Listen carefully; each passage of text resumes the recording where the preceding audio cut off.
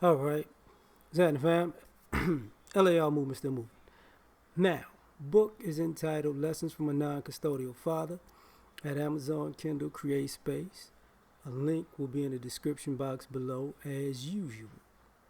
Um, this is entitled Why Nice Guys Go M.I.A. Test run with this microphone too. So, first and foremost, it's not like it's just an in general thing. So, when it comes to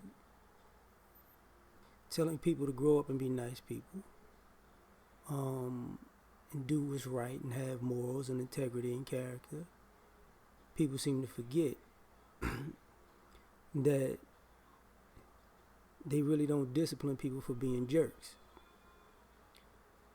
They keep giving people pats on the backs and excuses and oh, they're gonna be better. They may take time to get it right when there's really no time. There's really no curve on right and wrong where you could just be doing wrong. You could just do wrong and it takes you a while to understand the difference. There's no curve on that. You know the difference between right and wrong. Um, what it is some people allow more wrong from other people than they do certain some people allow more wrong from certain people than they do other people. Problem. That's where the problem exists. This is where it all starts. Why, the nice guys go M.I.A. Now what happens is this. You want the particular person who's nice to do all of these nice things with nothing in return. That's where it begins because and people think it's cool to take somebody's kindness for weakness, right? So they're nice to you and you're like, oh, it feels great that somebody does something for me. But see, the reciprocity part you just completely forget, right? It's like, oh, you know what? I want them to do something again. And then what happens? You become a taker because now you're getting addicted to somebody doing things for you, but you don't do anything for them because it inflates your ego to say that, well, I'm this nice person is nice to me, so I must be a great person. So what they need to do if they want me in their company is be nice to me all the time. And nobody ever checks them and say, look, you know, they're being a friend to you, but are you being a friend to them? Because what happens is that person does something for you, you run off and celebrate it, and when that person needs you, normally, because they need you, you go AWOL until whatever situation they have is done and they can be nice to you again. That's when you want to come back. And when you're young, you don't see that pattern, but as you get older, you see that pattern. So, you're not cool with it. So after a while, you don't argue with people. You just quietly exit the building. And you find people going, where's such and such? How come we haven't seen such and such? Man, you and such was so tight. They ain't been around in a while. Why is that? You know why, but you can't say why. You never miss your water till your well runs dry, right? And now you're around all the people that aren't as nice to you. But now you are in this mood that you want to get that person back in your life because this also happens after the fact.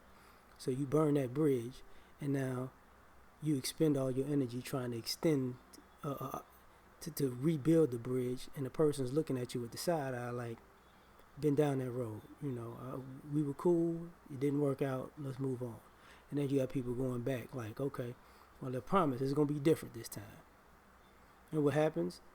They work their way back into necessarily a person's good graces to get comfortable and do the very same thing all over again. And so that's your first lesson was, people aren't who they people aren't gonna treat you like you treat them. Your second lesson is people will work their way back into your life to treat you exactly the same way they treated you the first time, you know, because, and then that's when you start to accept people for who they are. So now you know, okay, that's who they are. Cool, I got it. I ain't even gonna worry about it no more. Done. M.I.A. Now, at this particular point, you're able to, because you got that experience, that life lessons, now you're able to accept people for who they are the minute you meet them, whether they come in your life or whether they are somebody around you's life. And these nice people wind up going M.I.A. because guess what? You can see how it works in society, you know, because like I said before, people take other people's kindness for weakness. So, and here you go with that. You'll never do anything to me. You'll never. You're too nice to act like that. You're too nice to go off. You're too nice to, you know, be this way or that way. You know, I'm the jerk. I'm the asshole. You know what I'm saying? And that's what brothers talk about that shit with dating. That's normally what it is. It's like, you know, kids go out and they say something like, you know, they do all the nice things, take her to the movies, buy candies and flowers. That's the old school reference, right? And she enjoys the company and then calls the person that she likes after the date's over and they go hang out for free. And then you find this out and you feel like you got played, what you did. You feel like a sucker, understandable. And then when there are no gifts or and you feel like and the person wants somebody to trick on them, they come to you and you start noticing that pattern, you know, because it's like, wait, see all the people you like, you're gonna go out of your way to be around them, but all the people that are nice to you, you need to set stuff up so you can get stuff out of them. So this is really a hustle. Now that it's a hustle, you figure out it's a hustle. It's like, okay, how about this? I'm not going to argue with you. I'm not going to get in a fight with you. I'm not going to cuss you out. I'm going to leave you with the very people that you will be around with no problems for free. And then, you know, a lot of times at first I ain't never like you no way. Cool. I'm glad you closed that door, never to be opened again. And then, you know, some time goes, and then that lesson is learned like, oh, snap, I need nice people in my life. You know,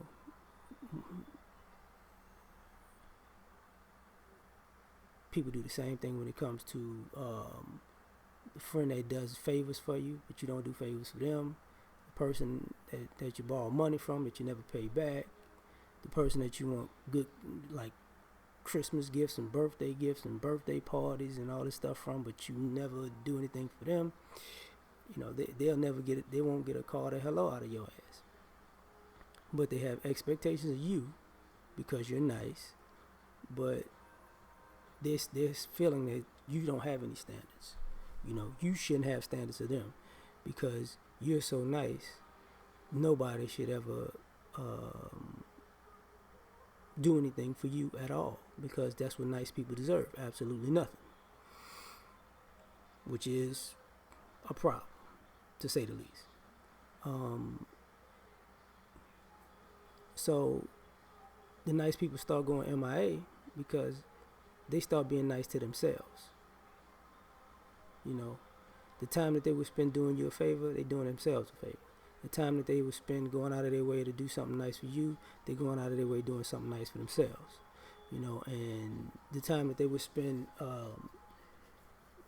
taking somebody out for a good time, they're taking themselves out for a good time. And nobody can say anything about that because self-preservation is the law of the land. That's rule number 1. So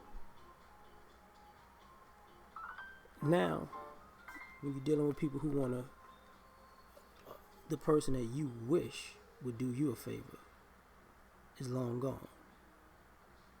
The person that you wish would save you is long gone. but and now you're stuck with all of the people who are just like you. And what happens is you hear people run around, where all the good people, where all the nice people, where all the cool people at? But the question is, if you got to ask that question, maybe you just like the people that they walked away from. I'm just saying. You know, and I gotta say this before I end. People get mad when nice people have standards, because that means when they have standards, you can't. They just won't do anything for any old body, and you can't get over on them with your agenda. But also, ask the people who want to know where all the nice people went. What did they do, or what did the people that they've known, what have they done for the nice people in their lives? And I guarantee you, and the answer that they get is you're gonna know why the nice people went M.I.A. They had no reason to stay. And then you could preface that or ask before or after, what did they do for you? And it's gonna be a laundry list of stuff. Now, when you use empathy and you reverse and say, okay, so if the shoe was on the other foot and that was your friend that did this, and this,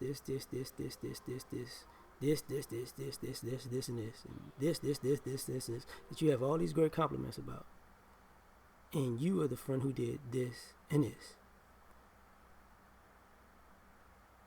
would y'all still be friends? They'd be like, no. Well, how come you don't understand that they don't want to be your friend no more? Goes back to that ego, because they're nice and I'm me and I'm so up here that, they should do it for me. And, you got other people telling you need to wake up and smell the coffee. In my opinion. We out.